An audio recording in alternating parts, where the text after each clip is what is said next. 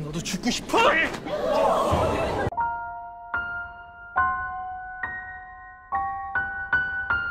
Handaon dibantu pemilik villa apartemen pun langsung membawa Kang Bitna ke rumah sakit. Tepat setelah kedatangan komando dan Arong datang, Bitna pun tiba-tiba sadar. Menurut keterangan dari dokter, ia hanya stres berlebihan dan harus menghindari apa yang membuat dirinya stres. Bitna pun langsung teringat dengan Handaon. Ia tiba-tiba pingsan saat tahu Handaon jadi tetangganya dan berkata penasaran dengannya. Ia pun pulang dengan Handaon. Sambil kesal, Bitna meremukan kaleng minuman dan bertanya mengapa Handaon kembali penasaran kepadanya. Padahal Handaon sudah tahu jika dirinya adalah seorang iblis. Handaon hanya menjawab jika ia ingin tahu bagaimana iblis ini bisa hidup. Sampai di apartemen, penghuni apartemen yang lain banyak menanyakan kondisi Kang Bitna, terutama pemilik villa Jang Myung-suk. Ibu Jang menyuruh Kang Bitna untuk rajin-rajin pergi ke gereja karena Tuhanlah yang sudah menyembuhkan Kang Bitna. Sekarang, Bitna bingung sebenarnya apa yang ingin Handaon ketahui tentang dirinya. Jika sebenarnya dirinya saja tidak tahu dengan kehidupan seperti apa gadis yang ia rasuki ini. Sehingga Justitia alias Kang Bitna menyuruh komando untuk mencari tahu siapa sebenarnya Kang Bitna. Malam itu, Arong mengajak Bitna untuk bertemu. Ia diam-diam pergi keluar, namun tetap diikuti oleh Handaon yang yakin Bitna lah yang sudah membunuh Bae Jeong. Tapi Bitna berhasil kabur dari Handaon. Rupanya Arong mengajak Bitna untuk datang ke perkumpulan para iblis di mana mereka ingin menangkap Satan yang mencari Kilum. Kilum adalah harta milik Lucifer yang jatuh ke bumi. Jika Bitna lebih dahulu menemukan Satan dan juga Kilum, lalu menyerahkannya kepada Bael, kemungkinan hukuman Bitna akan dikurangi. Singkat cerita, Bitna, Arong, dan Mando pergi ke perkumpulan tersebut. Dan ia diikuti oleh Handaon. Sampai di sana, rupanya perkumpulan iblis itu ditutupi dengan acara kelas masak agar tidak diketahui oleh orang-orang. Dan Handaon akhirnya tahu tentang cerita Kilum, harta berharga milik Lucifer yang jatuh ke bumi, dan para iblis sedang mencarinya. Bitna yang tahu Handaon mengikutinya dan ketahuan oleh para iblis langsung berkata jika Handaon adalah anak buahnya yang juga iblis bernama Poppy, agar Handaon tidak kenapa-napa. Handaon baru tahu ada iblis lain selain Kang Bitna, dan iblis-iblis itu berkumpul seminggu sekali untuk berbagi informasi dengan membuat acara masak-masak agar tidak ketahuan manusia. Sebenarnya, salah satu iblis di sana tahu jika Handaon adalah seorang manusia. Ia menyuruh Handaon untuk segera menjauh dari Justitia yang adalah seorang iblis kejam dari neraka.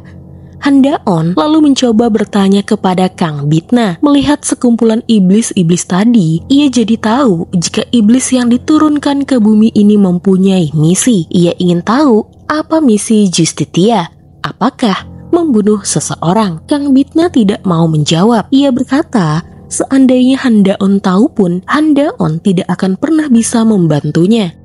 Selama membuntuti Kang Bitna, memang Handaon sama sekali belum menemukan bukti dan arah jika Kang Bitna lah yang sudah membunuh Bae Jeong dan juga Moon Jong-jun, dan juga kaleng soda yang pernah ia temukan di lokasi terbunuhnya Bae Jeong yang Handaon yakini adalah milik Kang Bitna. Namun setelah pihak forensik mengecek sidik jari yang ada di kaleng tersebut, ternyata hanya sidik jari Handaon serta milik orang lain, bukan sidik jari Kang Bitna. Suatu hari, call center 119 menerima telepon dari seorang pria yang meminta bantuan jika istri dan anak-anaknya terbunuh. Sampai di rumah pria itu, para polisi dikejutkan dengan kondisi rumah yang berantakan dan darah yang ada di mana-mana. Pria itu lalu tertawa dan mengaku jika dialah yang sudah membunuh anak dan istrinya sendiri. Saat Handaon datang ke lokasi dan melihat ketiga korban, ia pun langsung teringat kembali dengan kematian kematian kedua orang tuanya. Rekannya pun meminta Handaon untuk tidak ikut menyelidiki kasus ini. Namun Handaon yakin ia masih bisa melakukannya dan ingin menemui tersangka. Pria itu bernama Yang Sengbin.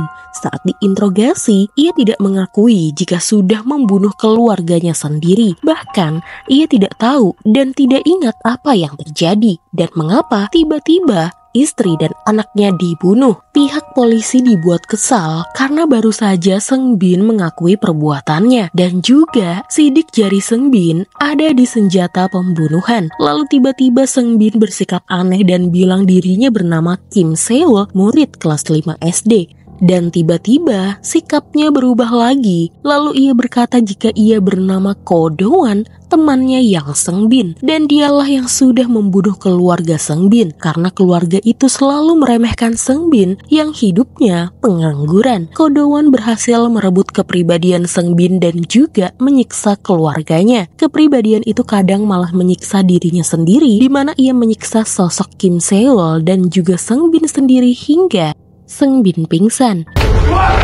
Dari hasil pemeriksaan, rupanya Sengbin mengalami amnesia dan juga gangguan kepribadian ganda.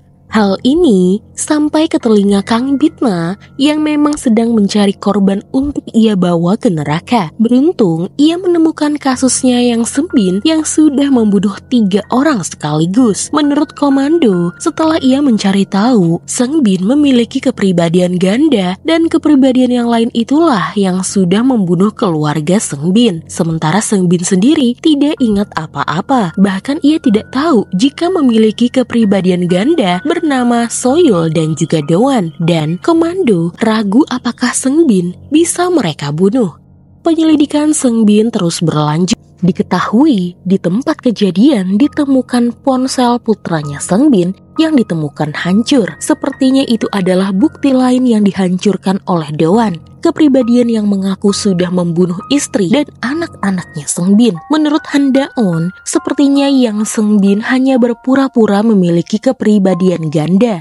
Karena pada saat diinterogasi, Handaon sengaja menyebut nama kepribadian ganda itu terbalik alias salah. Sengbin awalnya berkata jika ia tidak tahu memiliki kepribadian ganda. Tapi secara tidak sadar ia malah memperbaiki nama Do-wan dan Kim Soyul yang Handaon tadi sebutkan. Kasus Yang Sengbin pun masuk ke ranah pengadilan dan Kang Bitna lah hakimnya. Karena ia yang memintanya sendiri kepada kepala hakimna. Jaksa kemudian menyampaikan jika Yang Sengbin harus dihukum mati. Sementara pengacara Yang Sengbin meminta pertimbangan mengingat terdakwa mengalami amnesia dan ia memiliki kepribadian ganda. Kang Bitna lalu bertanya kepada terdakwa, apa benar Yang Sengbin tidak ingat sudah membunuh keluarganya sendiri? Awalnya Yang Sengbin ingin berbicara, namun ia terus dipotong oleh pengacaranya. Tiba-tiba, Yang Sengbin malah menyerang pengacaranya sendiri. Ia kesal karena kata-katanya selalu dipotong dan menganggap jika pengacaranya itu mengabaikannya. Sontak hal tersebut membuat seisi ruangan pengadilan terkejut. Bahkan, Yang Sengbin seolah berbicara sendiri jika ia menenangkan Do-wan kepribadian lain untuk tetap tenang selama berada di pengadilan. Kang Bitna agak terkejut sekaligus merasa lucu melihat kejadian itu, sehingga ia pun menunda pengadilan di mana pihak jaksa akan menunjukkan bukti konkret tentang penyakit yang dialami oleh Yang Sengbin. Namun setelah itu, Kang Bitna sudah tidak tahan lagi. Ia ingin langsung menghabisi Yang Sengbin malam ini juga. Komando sudah mewanti-wanti Kang Bitna untuk tidak melakukan malam ini karena jelas Handaon akan semakin curiga. Namun Kang Bitna seolah tidak peduli. Ia ingin misinya cepat selesai. Dan pada malam itu Kang Bitna pun pergi ke rumah sakit, tempat di mana Yang Sengbin dirawat. Kang Bitna lalu mematikan semua lampu yang ada di sana agar ia tidak ketahuan oleh para polisi yang berjaga.